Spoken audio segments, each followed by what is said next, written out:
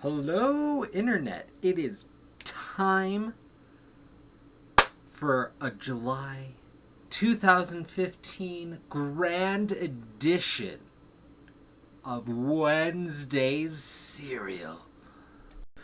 So today's video is brought to you by none other than the sleepy reader who was inquisitive as to what I actually bothered to pick up today.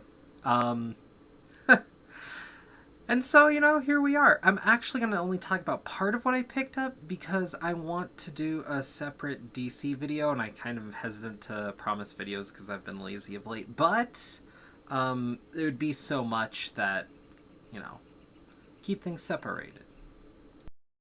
So first up, let's just start strong, because this is where I started my reading this week, with Turtle Talk, talking about TMNT 47. Now, if you've been watching, you know I love turtles, and this book is just over the top for me. This is as good as stuff gets.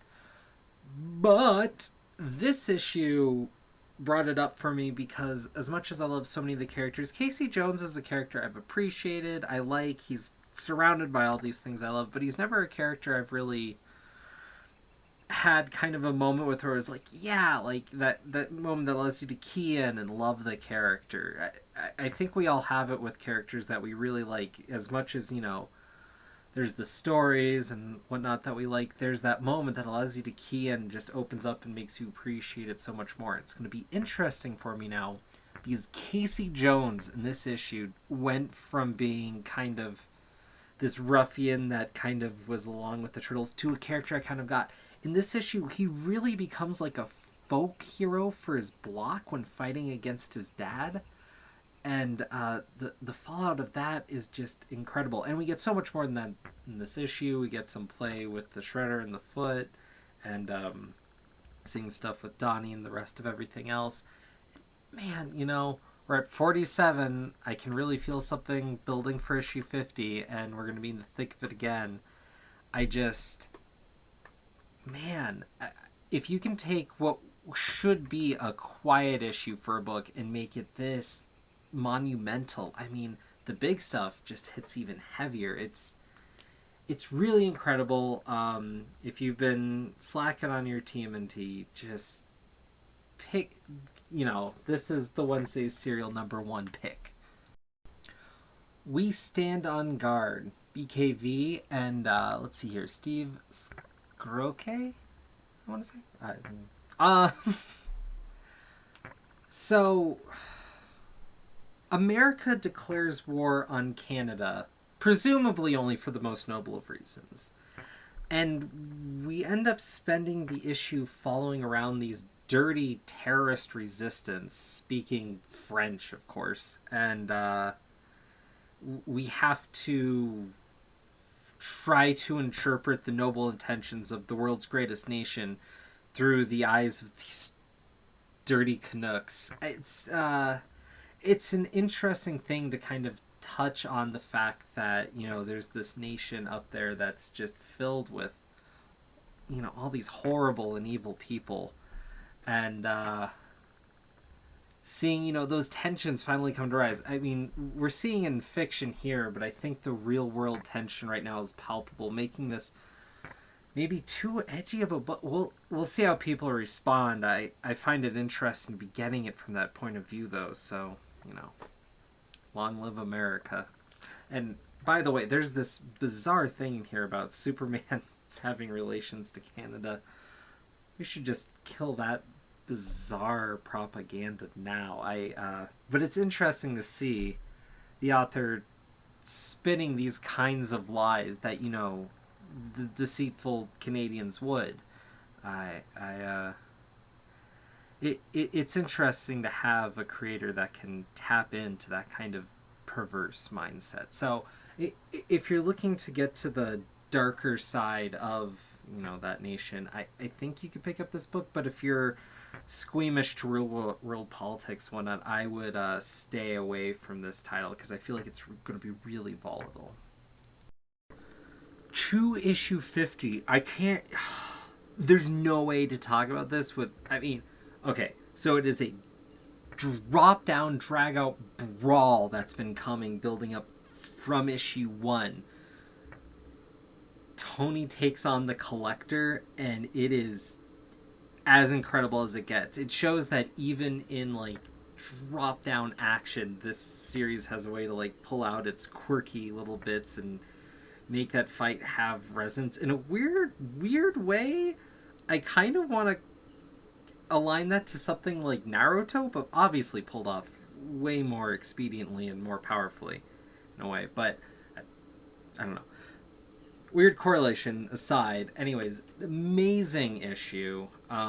Really fun, really kind of a great milestone. And now it's kind of interesting because we have this kind of resolution, but there's some hanging bits, and we know there's 10 issues proper left, and we get a special of Poyo, which will be interesting because if you've been reading recently, you'll know that's going to be a bit of an odd bird. So there you go. But at this point, you've come this far, or if you're jumping on, you're reading in trade.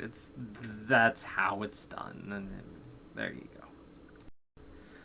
ASM Spiral Part 4. We're getting kind of towards the end of this Return of Conway to Spider-Man, and there's this great interplay with the Wraith and Mr. Negative, and we're getting kind of the gangs of New York going on. And here, something really kind of interesting hit me, because a lot of this chunk of Spider-Man, this Conway Return, is kind of fusing the old with the new in a lot of ways. What's really interesting to me about that is here we're fighting the circus of crime.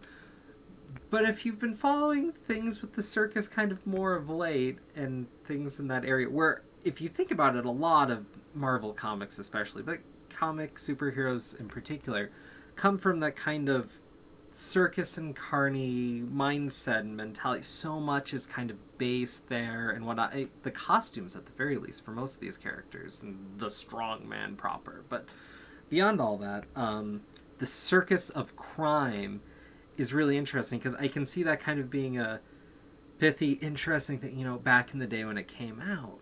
But now the circus of crime just sounds redundant. So it's it's just kind of an interesting little play, and this issue builds the stakes, and now we're going to get kind of our third act after this with the Spiral story, and so I'm really looking forward to it. If you haven't been liking Slott's Spider-Man, as I've been hearing more and more people, and you want kind of something that's a Spider book you can latch onto, but has an air of that classic stuff, I mean, this is what that book is for, and it's been great. There's no denying it. So, some people are maybe jonesing for a little bit of Spider-Man, go back and pick up the Spiral story. It's knocking it out of the park. Deadly Class. Have you ever been reading a book because you feel like you're supposed to like it? And that's not even fair. I have been enjoying this book off and on, but I like the parts more where this book started than where this issue currently is, whereas the last couple of issues really hit a high note for me despite all that. This issue is literally just high school bullshit. It's nothing I enjoy, and it's every aspect about this series that I don't like. And despite that, I don't want to drop this series because there's been so many great issues along the way. But if it's going to air more like this issue and it continues that trend, then I'm going to let it go, because it's all the stuff that I was worried about this book kind of becoming when it started. And what's interesting to me is this kind of started out with the whole weird Harry Potter assassination kind of deal, right? Like, there's all these teachers and they're going to be learning all this stuff. That's not really in the book. It's these characters running through the 80s, and they have these, dark pasts or whatever, but by all rights, they could just be at a private school and it would ring less odd. The fact that they have all these teachers that probably would be keeping an eye on them and being more hyper aware of their bad activities as that relates to their classwork, supposedly, right? Like, you think that would factor in, and they set up all these great teachers and characters with that, and we see none of it. And that's been kind of lacking for me. So, I don't know. And I'm sure most people are just going to love this book because people have been loving this book up and down. I can't blame them. Even with this, with the content that I don't particularly enjoy, it's so well executed. I can't even dislike the book, but it's just not where my interests lie. So, there you are. And here we get the beginning of the end with Daredevil. Now, I know this isn't this week, this is last week, but this is literally the only comic I bought last week. And I didn't have so much as I wanted to commit an entire video to it, so here we are.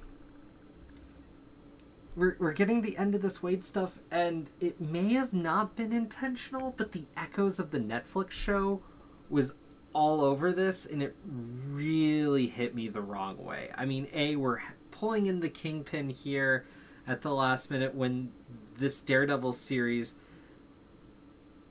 had survived without using the Kingpin to pull him in now feels like such a letdown.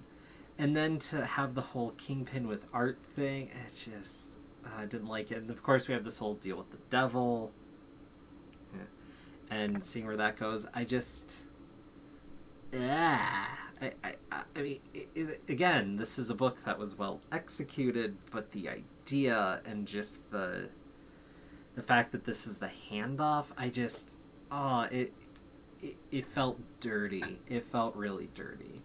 And I hear Soul's supposed to be picking up the book. I'm curious, but I don't know if I want to be spending $3.99 on something, especially after the character just took this dive. So I may be saying goodbye to Daredevil for a while, and honestly, with the way Marvel's been going, goodbye to a lot of Marvel. But that's a separate issue for a separate time, if anyone cares. And then finally, when I did pick up my comic this week, Nate Simpson was at the shop, which I don't know where you guys are. You guys being whoever the hell's watching this video, that throws another wrench in it. I'm in Colorado. We rarely get people signing at our shop. It is a treat when we get anyone signing, and anyone of note signing is just kind of... It's more than just a guy signing at the shop. It becomes kind of an event, at least in my mind. There wasn't too many people there, which kind of surprised me, actually. But because I was one of the first 10 people there, he was giving away Prince for the Loyal. The cover for issue 2 of Non-Player, which is his book. And if you've been following all that... Sorry, glare. I didn't foresee that. Wow. It's really cool. It's signed. I got my comics signed, and I have to say, looking at it, I've never really considered doing it before, but after getting them signed, kind of want to try to cash in. I love the book, and I don't want to get rid of it per se, but I have first printings of the first 2 issues. Obviously, issue 2, not as big of a deal, but that'd be a cool 100 pretty easy. So, I don't know. If any of you guys do that kind of stuff, let me know what you think about that. But I'm really excited to kind of have this to put on the wall. It's a really cool piece, and it was a gift, basically. So, I don't know, it was cool. And it was cool to talk to him, hear about what he's been doing. This is a guy who loves it, and he's trying to get it out there. I mean, he's doing a couple hours in the morning here and there to put the issues out. And he's apparently in talks with Image to write a book and not draw it, so that he can use that to make the money, so that he can actually have time to work on the comic too. And I'd be really interested, because I think his influences come from a blend of not just comics, but kind of anime, manga, and greater nerd stuff in general. And I think his is a voice, whereas it would be kind of more sci-fi stuff at Image, whatever. I think it's more an angle of sci-fi that would appeal to me. It wouldn't just be the rote, sci-fi stuff, but kind of crazy ideals playing in kind of a fantasy, all these loaded terms. Basically what I'm trying to say is it sounds like it would be more inventive and be pulling from a greater pool of influence than just your tokens, Philip K. Dix, and all the standard affair. Like he has enough to kind of go in places that we're not seeing in mainstream comics currently. So I'm really hoping some of that comes through, because I feel like great comics are going to be made. So yeah. So hey, that is the majority of my weekend comics. I'm looking forward to the 4th. I hope you are as well. Like, favorite, subscribe, and feel free to comment down there. And yeah, I'm really curious about the whole reselling thing, what you guys think about that. So, question of the week. There you go. Peace.